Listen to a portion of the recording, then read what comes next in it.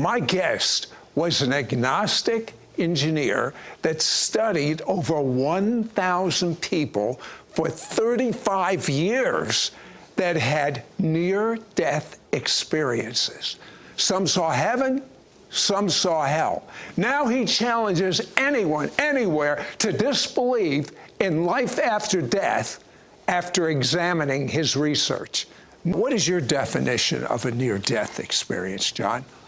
Well, it's when someone has a clinical death, like their heart actually stops and then they're resuscitated. In some cases, their brain waves stop. They're dead, but modern medicine resuscitates them. In some cases, they're on the verge of death. But what's common is they come back and talk about their experience of a life beyond this life. I interviewed doctors, bank presidents, college professors, commercial airline pilots, pastors, little kids, people of all socioeconomic backgrounds, and yet they're consistent. There are commonalities of what they say. And that's what I was trying to do writing Imagine Heaven, is tie them together with what the Bible's already told us. And you see a picture unfold before you of the life to come. You know what, the thing that just literally blew me away, and after talking with you, I know you too, people born blind? Well, tell me about Vicky. Yeah, so in Imagine Heaven, I take about 100 of the 1,000 or so near-death experience I studied, and I'm showing through their eyes what happened and how it fits with the Bible. But the ones, there are about 3 in there of blind people. And I think this is one of the things that has convinced skeptics, definitely convinced me. The blind people see. So when they die, like Vicky, she was in an auto accident. She'd been blind from birth, never seen. She leaves her body, and this is common. She's looking down at the site of the accident, and later she's taken to the hospital, and then she's above the hospital bed, and she doesn't know what it is she's experiencing. She doesn't have words for it, and then she notices there's a ring on this body of this girl she's looking at, and it's her ring, and she recognizes it, and she has long hair, so she recognizes, I must be dead. She didn't know. Because you feel, they say, more alive than you've ever felt before. So this is not less real, this is more real than what we experience here. She's taken then through, she didn't know what to call it. There was light and color and then suddenly none.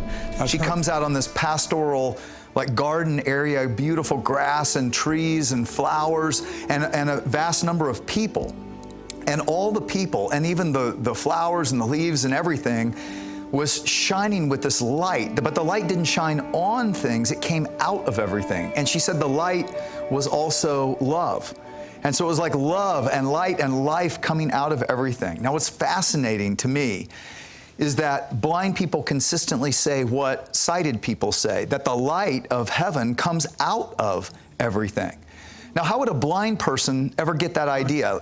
You wouldn't hear it here. Light shines on things, not out of things, right? And commonly, people talk about this welcoming committee of their friends or relatives or others who had gone on before. Vicky, she grew up in a home for blind children, and there were 2 girls, Debbie and Diane, who had died at 9 and age 11. She sees them, and they hug, they recognize each other. She said they were in their prime, and they were whole and healthy. And then she sees Jesus, and he is brighter than any of them, filled with love. She hugs him. The hug, she said, was unlike any hug you've ever experienced. She describes him like we would see Jesus. And then Jesus tells her, it's not your time yet. You must go back. And she goes back, and what's fascinating, she was able to see Debbie and Diane and herself, but she didn't see that because she was blind, and yet she was able to explain it, and the house mother verified it. In chapter 2 of Imagine Heaven, I write about skeptical doctors in the afterlife, of what convinced so many skeptical oncologists, cardiologists that I studied or that I interviewed, was that many people, when they die, they'll be above the operating table. Like one doctor I interviewed, Dr. Sabum, said this one patient was above the operating table when their heart stopped during surgery. and noticed that the other surgeon there had failed to wear scuffs over his white shoes and described the shoes. Another patient was had a brain aneurysm. They drained their entire body of all blood, stopped the brain waves, covered the eyes, put clickers in the ear to make sure there were no senses at all. And yet she's above the table and is able to describe what went wrong with the procedure and how they had to put something in her artery in her leg, could describe the saw that looked more like a toothbrush with a socket set, she said, not what you would think of a saw. How do these doctors, Again, they have no grid for this? Well, and this has been written up in the Journal of the American Medical Association, in Europe's most prestigious medical journal, The Lancet, 900 scholarly publications. And so there is incredible evidence that there is, in fact, life after death. But what I find even more fascinating is when you look, everyone is a bit different, and they all have their interpretation of it, because truly it's an experience of life beyond our dimensions. There's beauty, there are mountains and trees and flowers, but all of it, they say, they experience not with 5 senses, more like with 50 senses. What I've come to believe is that this experience is the shadow of the real thing. Now, we have it reversed. Most of us hang on to earth for dear life, but we should be hanging on to heaven for dear life. Exactly. You know what I'd like to find out? When we come back, there are so many, and this is the greatest apologetic, that there is a heaven. The Bible is true. Jesus is real. By interviewing some 1,000 people, he found patterns of things that almost all the people had, which then give us real insight into what heaven's like. Do you want to find out a few more of these? Now, I've interviewed many people that have medically died and gone to heaven. But you have interviewed so many that you have found certain commonalities. For 35 years, I've studied the Bible and I've studied these experiences, and I want to show that these are like dots of color on the bigger picture that the Bible's given us all along. And that's the picture we've got to hold to. Because any one experience can be interpreted many different ways, and they are. But when you listen to what's reported, commonly, people will leave their body. They have a body. They still are fully themselves, more alive than they've ever felt. But they are able to observe for a little bit what's going on the scene of their accident or whatever it might have been. And then they're taken. They don't know if some say through a tunnel, some say down a path, or different ways of explaining. Do they experience, when they're hovering, let's say, over their body, do they experience fear? No. Good. No. I mean, generally, it's a peace like you've never known before, but they come to a place, and different people see different parts. So it's kind of like if you landed 100 people across, North Carolina, and then gave them 5 minutes there and said, describe it. Well, they would all describe different bits, but you could start to piece it together. And that's what I try to do in the book, Imagine Heaven, is piece together the picture of what they're saying. Right. And what I found fascinating is how many talked about people in these white robes. But what I discovered is they're not white robes like we're talking about. They're actually translucent. And the reason they're white is it lets, I believe, the glory of God shine through. Maybe the amount of light and love of Jesus that we allow to shine through us now expands our capacity to experience the life and love and light of God shining through us there. Now, why is it that just about everyone I've interviewed that has had this type of experience did not want to come back? Well, because it's the life we were created for. This life is a temporary journey. We are finite. We're confined to time and space here. But Jesus said it. he said, I'm going to prepare a place for you, and I will come back and get you, and there are many dwelling places in my Father's home, and we will always be together, and we will eat, and we will drink. There will be feasts. It's life. It's not less life. It's more life than we've ever imagined. Aren't you a little worried when people read your book and find out how wonderful heaven is and how verified it is, they're going to want to cut out of this life? I actually, no, I really actually am. And I would say that if you read and you have that thought, you've got to remember what God said to almost everyone. It's not your time. I still have plans for you. And we should never short-circuit God's plan.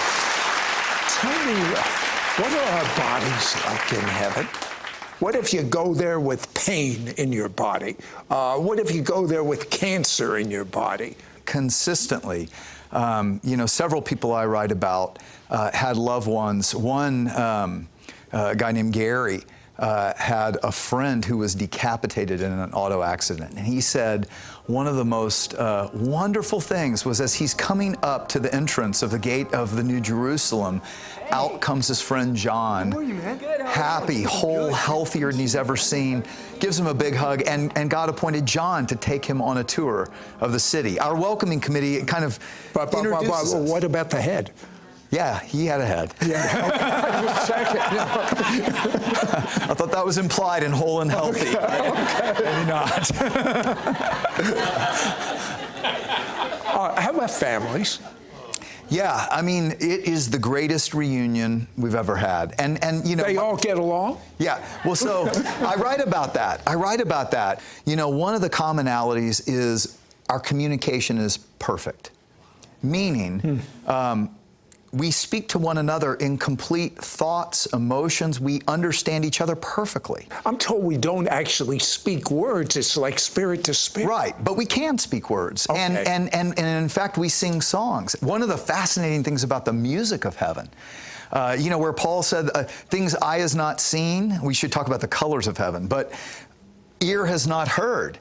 The music of heaven, like Betty Maltz talked about how she heard all these songs, all in different languages, but she understood all of it. Don Piper, a pastor who's a friend of mine, said it was like listening to 1,000 songs from Bach to Queen, all at the same time, and yet perfectly harmonized. It's music in a new dimension. So we're talking about life, and this is what you need to understand. There's adventure. There are mountains to climb. There's travel that's not limited. So Captain Dale Black, the airline pilot who died, I have a picture of the plane in the LA Times. Everyone died in the crash. He resuscitated. But isn't it just like God? God has him flying into the New Jerusalem above, and he describes the beauty very much like John did in Revelation 21, these grand mountains behind, but he noticed they were snow-capped, which is fascinating. I hadn't heard that. And the city wall that stretched side to side, he couldn't see how far. And the beautiful landscape of paradise outside the wall, of the grass and the trees, and he heard waterfalls and fountains, and this city with homes, with architecture that was, he couldn't even describe it in words. There was something supernatural about the architecture, he even said. And so you hear what they had to say, and what I try to do is show how they show from different angles exactly what the Bible's been telling us all along. Colors, they commonly say colors like you don't have here on earth. So spectacular. That makes perfect sense. The color we see is from the spectrum of the light of the sun. Right. The color there is the spectrum of the light of God. Far beyond anything. Yeah, you can't, not in the same ballpark. Yeah. John, tell me just one life experience that had quite an impact on the person and on you. One man I interviewed was an atheist college professor who was taking a group of students on a tour of museums in Paris. His lower duodenum ruptured. Usually, within 5 hours, you die. There was no surgeon on call in the hospital. After 9 hours, he was in the most pain he's ever been in. He passed. But what he finds is He's standing beside the bed. He thought when you die, it's like unplug the computer, lights out. But he found himself standing by the bedside and felt more alive than he'd ever felt before. He felt great. One minute he feels the worst he's ever felt, then he feels great. Now here's what's fascinating. You know, time and space and distance work different on the other side. So he's confused. He thinks he's still alive. And he's trying to get his wife's attention, but of course he can't. Right. Well, a group of people are standing in the hallway of the hospital. He can't quite see him, and they say, "Howard, come with us." And he thinks they're the hospital staff taking him to get surgery finally. And he follows them, and make a long story short, I write the full thing in Imagine Heaven, but they lead him to an outer darkness, just like what Jesus talked about. And he starts to realize they're deceiving me. And he tries to go back, and they turn and they maul him. And he said he was laying there, and he doesn't know if it was an eternity or how long, thinking about his life. And he had not been a good man. He had committed adultery on his wife. He had been self-centered, all these things. And he realized, I deserve this. And in that moment, a song came into his mind from when a neighbor had taken him to church. As a kid, Jesus loves me, couldn't even remember the rest of the tune. And something inside of him just cried out, enough! Jesus, if you're real, save me.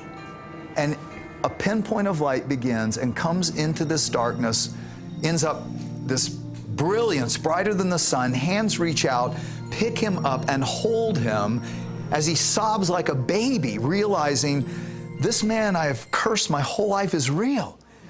And there in the presence of angels gives Howard a life review. Well, one more thing. Howard, after that life review, comes back after 2 years, leaves his tenured college professorship, becomes a pastor. His wife's still an atheist. She divorces him, but he's been a pastor ever since. Truly, I mean, in Damascus Road. You know, so he had this life review. We're going back to that. What is a life review? Yeah, this is another commonality, that in the presence of Jesus, he replays their lives for them. Now, what's interesting is it's like a panoramic revisiting your life, but from the perspective not only of yourself, but the people you interact with. And what's interesting, like Howard said to Jesus, you're skipping the most important part of my life, you know, when I got this great award for Artist of the Year and Professor of the Year. And Jesus said, that's not what's important. He said, I want to show you the students. And he showed him how he interacted with the students and what was going on in his mind and what was going on in the student's heart. And he shows us how our interactions, he shows us what Jesus said. Even when you give a little cup of cold water to a child, it matters. Every act of kindness ripples throughout humanity, but our negative things ripple throughout humanity as well.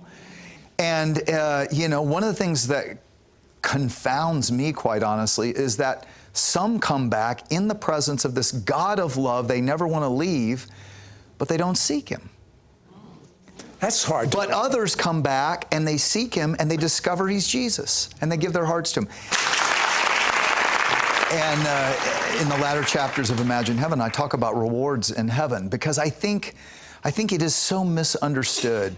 You know, even that life review, that is not judgment. It's just what Jesus said, that there's no motive or thought or deed that won't be laid bare. But that should not scare us. He already sees everything. It's all laid bare right now.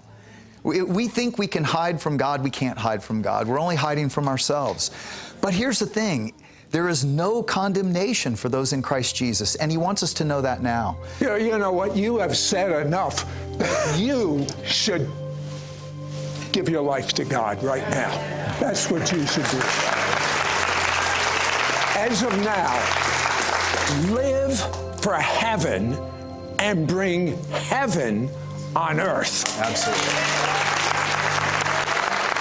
Call now and get John Burke's powerful book and hardcover devotional, Imagine Heaven, and his anointed 3-part audio CD set, Eyewitness to Heaven. This is an exclusive package for our It's Supernatural audience. Yours for a donation of $40. Shipping and handling is included. Ask for offer number 9594. Through John Burke's powerful book, Imagine Heaven, you will read the true stories of 100 different near-death survivors, including doctors, avowed atheists, college professors, bank presidents, people of all ages and cultures. They died and experienced life after death. Then they came back to life. The common experiences shared by all of them points to the glorious picture of heaven that is promised in the Bible, helps you better understand what it will be like to meet your relatives, and even past relatives from your family line. Explains what heaven is like, what God is like, and how you will have a purpose and destiny that begins here on earth and lasts for all eternity. Helps you understand that some who had near-death experiences encountered hell. It changes the way you live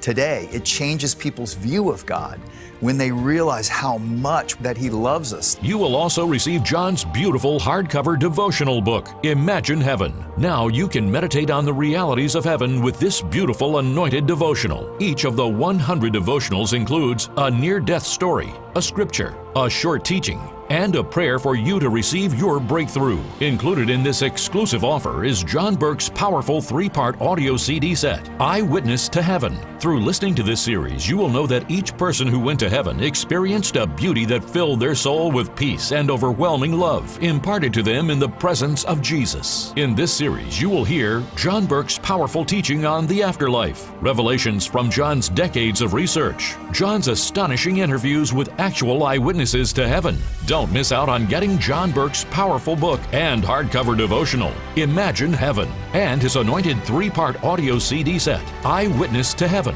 This is an exclusive package for our It's Supernatural audience. Yours for a donation of $40. Shipping and handling is included. Ask for offer number 9594. Call, or you can send your check to Sid Roth. It's Supernatural. P.O. Box 39222, Charlotte, North Carolina 28278. Please specify offer number 9594 or log on to sidroth.org. Call or write today.